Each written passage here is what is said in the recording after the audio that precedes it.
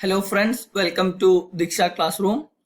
In the last few days, we have been discussing various questions from the topic communication, which was asked by last NTA net examination. And today we are going to discuss some other questions.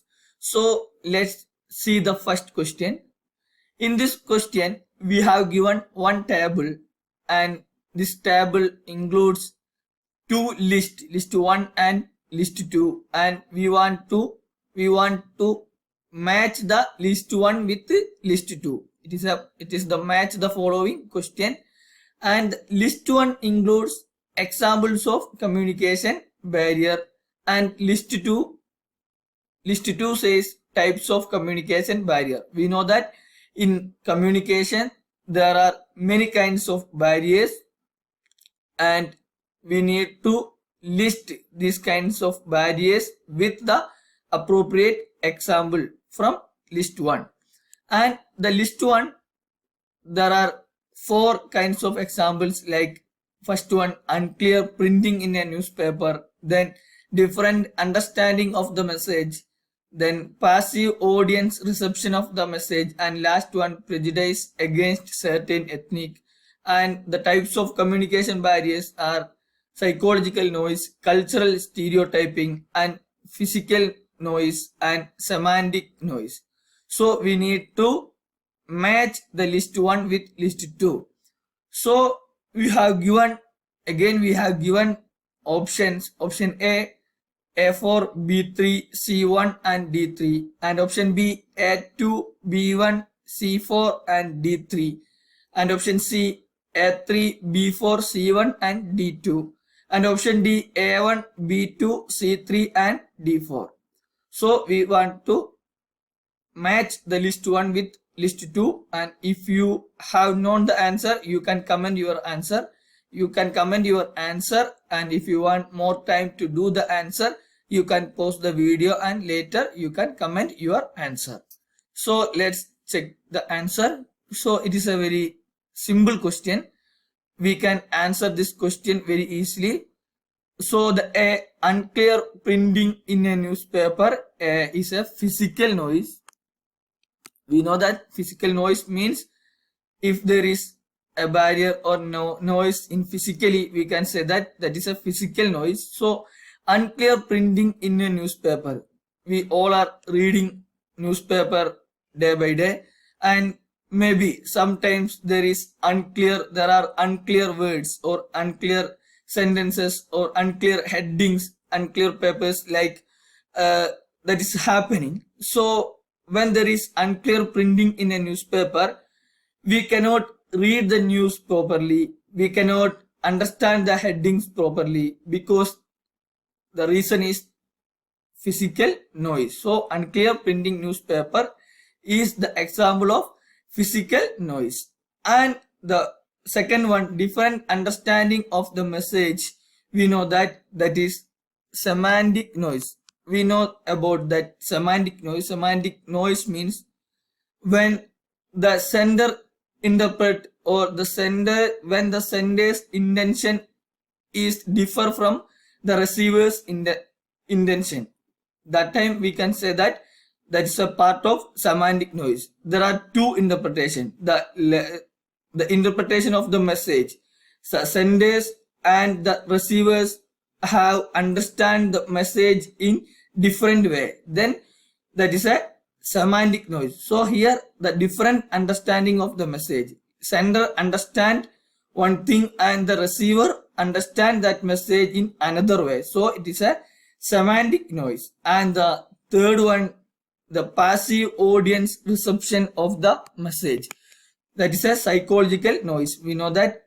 the audience should be active. The passive audience reception of the message is the example of psychological noise. And the last one, prejudice against certain ethnic. So that's very simple. It is a part of cultural stereotyping, like prejudice against certain ethnic. We can say that this is a cultural stereotyping. For example, there is a prejudice against the blacks, like black men are criminal minded. There is a stereotype fact that spreading that were spreaded by from the parts of whites. The whites are always saying like the black men are criminal minded. We know that that is a stereotype, cultural stereotyping. It is not fact. It is not true. The blacks are not the culture. Blacks are not the criminal minded. Blacks are not criminal minded. Criminal minded persons are there in blacks and whites as well. There are criminal minded persons in whites, and there are criminal minded persons in blacks, and there are criminal minded persons in browns, like etc. It is a part of, or it is the behavior of some people, but we cannot say that the blacks are criminal minded. That's a prejudice against the blacks. So these kinds of prejudice against certain ethnic, we can say that it's also part of cultural stereotyping. So the answer is option C. Unclear printing in a newspaper is a physical noise, and different understanding of the message is the example of semantic noise, and passive audience reception of the message is the example of psychological noise, and prejudice against certain ethnic is the example of cultural stereotyping. I hope you have understood this one, and we can move to the next question. So in this question, identify the correct sequence of mass media functions. This question is related to mass media. We know that mass media, TV, televisions, newspapers, channels, like there are many kinds of mass medias are there. So in this question, we need to identify the correct sequence of mass media functions. Mass medias have different functions. Then out of these functions, we have given five functions. First one, entertainment, information, transmission of culture, social integration, and education. Out of these functions, we have to rearrange this function according to the correct sequence. We need to identify the correct sequence of mass media functions from these following five functions. And we have given four options. Option A says the correct sequence is 1, 3, 4, 5, and 2. And option B says 2, 3, 5, 4, and 1. And option C says 2, 5, 1, 3, and 4. And option D says 3, 4, 5, 1, and 2. So this is the question. You can comment your answer. We are going to check the answer now. So the answer is option C. First one is the information is first one. Then after the information, the next function of mass media is provide educational facilities. Then we can say that the third one is entertainment, and fourth one is transmission of culture, and fifth one is social integration. So the correct sequence of mass media functions are first one information, then education, then entertainment, then transmission of culture, and the last one social integration. So there is no doubt, we know that the information, the people have curiosities, what is happening there or what happened here, like many questions will come in the minds of people. So in order to when we get informations regarding what happened there or what happened here, then we can address the curiosities of the people and people will be satisfied. So the information is the first one. Then we can say that education, we know that education is the essential part, and when we provide education, it helps to build a better society. So the education is second one. And the next one is entertainment. Regarding entertainment, we can say that the activities which provide happiness to people, like the entertainment, also we want entertainment is the third one. And after information, the education, the next mass media function is to provide entertainment to people that will provide happiness to the people. So then the fourth one is transmission of culture. We know that when there is when the mass media report one news, then that news will be spreaded in the society, then that will spread again and again, and finally that will helps to that will facilitate the transmission of culture. And the last one is social integration, or we can say that social consolidation. And final mass media function is the social consolidation. So the correct sequence is the information, education, entertainment, transmission of culture, and the social integration. So we can move to the next question. In this question, the question says, which of the following are true in respect of communication? We know that communication means exchange of information from one person to another person, or passing the information one person to another person, or one speaker to the large number of audience. We can say that the communication, we know that. And here the question is, which of the following are true in respect of communication? And we have given 5 features: filtering process, barrierless process, lifelong process, universal process, collective process. Out of these 5 features are true in respect of communication. So we need to identify which one is which of them are true and which of them are false with respect to communication. We need to identify that. You can comment your answer. We are going to check the answer now.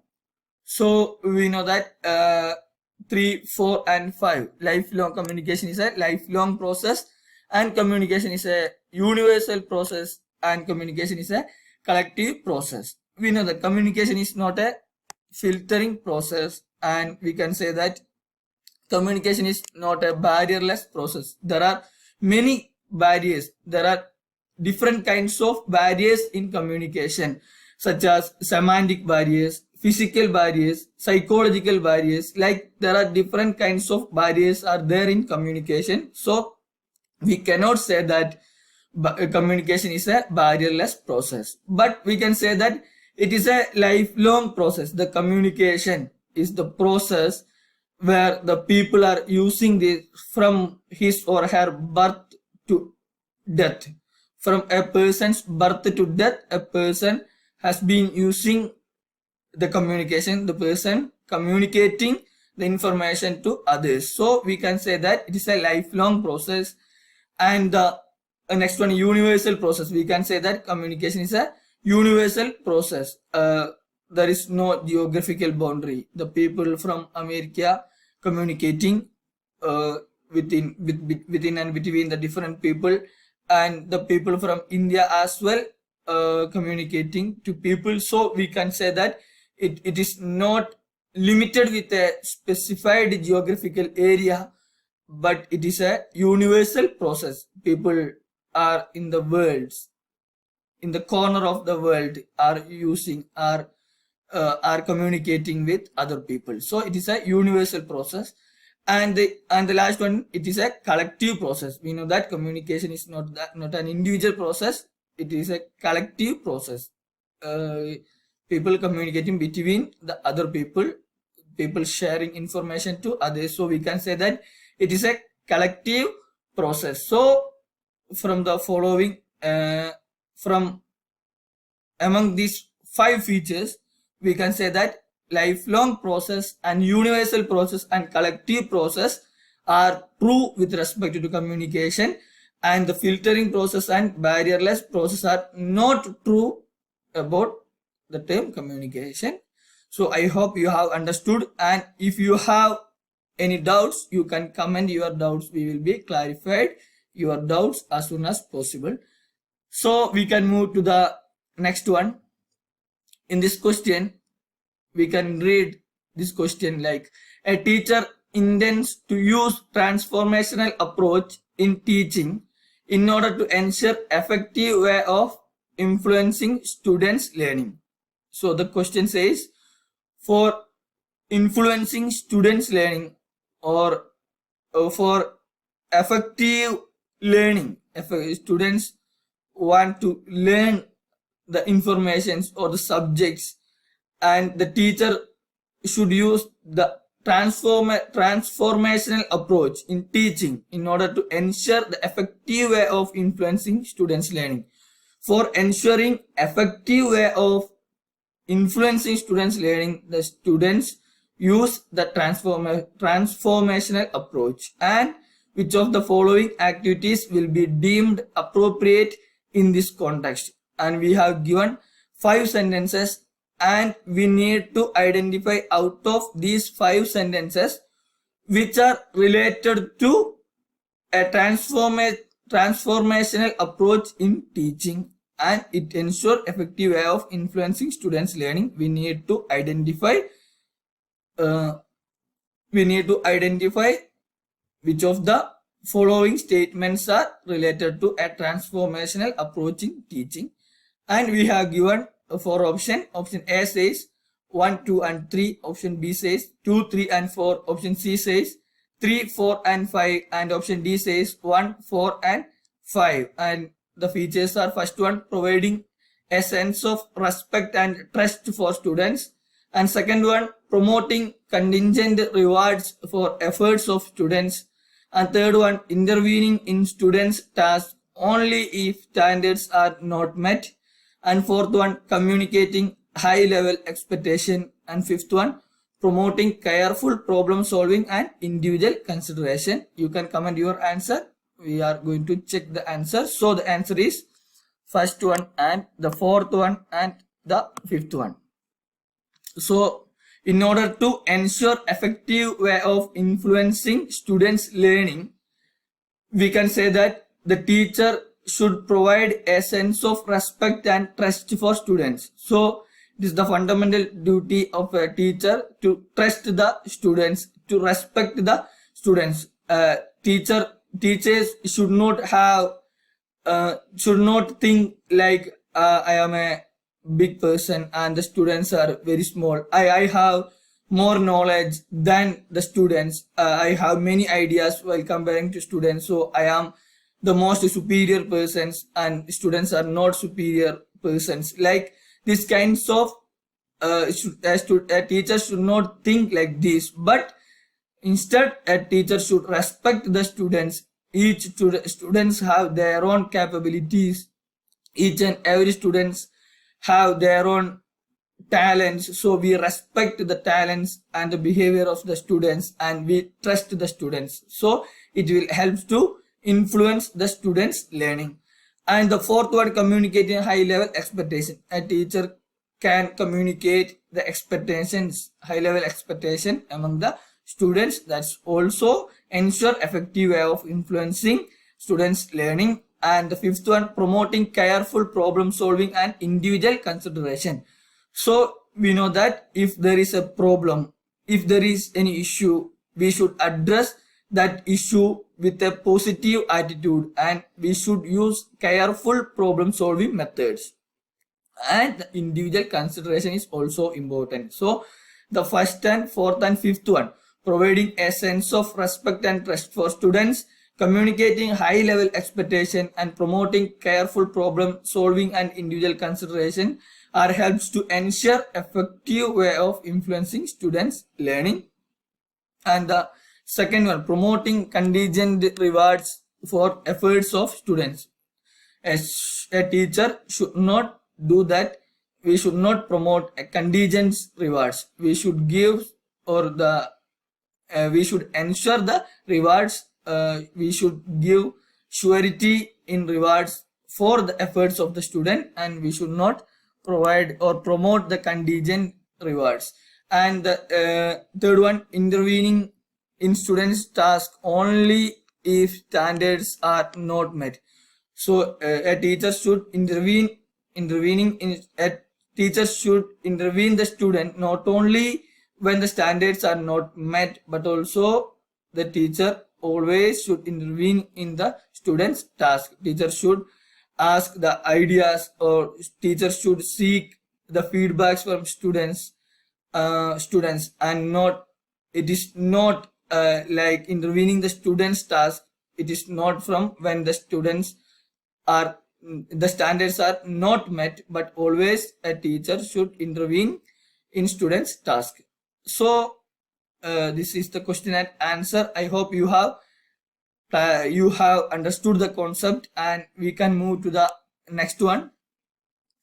So in this question, we have given two statements, and first one is assertion and the next one is reason, and we need to identify whether the assertion is true or false, or whether the reason is true or false. We need to identify that. Then we need to check whether the reason is the correct explanation of assertion, or whether the reason is not the correct explanation of assertion.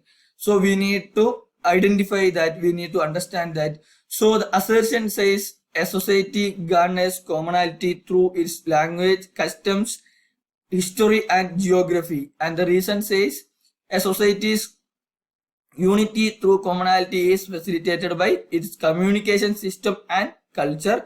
And in the light of above statement, we want to choose the correct answer. The option A, both assertion and reason are true and reason is the correct explanation of A. And option B, both assertion and reason are true but reason is not the correct explanation of A. And option C, assertion is true but reason is false. And option D, assertion is false but reason is true. You can comment your answer. We are going to check the answer. So we can say that both assertion and reason are true and the reason is the correct explanation of A. So we want to analyze why the assertion says like it is a true and how the reason become true. So we need to understand that. So when we analyzing the statement assertion, we can understand that a society garners commonality through its language, customs, history and geography. So there is no doubt, there is a common madness, there is a common thing, or that commonality in a society has emerged through its language. The commonality has emerged because of its language. The language has influenced, customs will be influenced, history will be influenced, geography also will influence the commonality of the society. So we can say that assertion is true, and the reason a society's unity through commonality is facilitated by its communication system and culture. So we know that when we say about the commonality in a society, we can say that the communication system and culture are the two important things which affect the unity, or which affect the society's unity. So we can say that a society's unity through commonality is facilitated by, absolutely it is facilitated by communication system and the culture. So we can say that assertion, both assertion and reason are true and the reason is the correct explanation of the assertion. So we can say that both are true and the reason is correct explanation of assertion. So we have discussed so far, we have discussed these questions, and we will be discussing more questions from coming sessions. Thank you.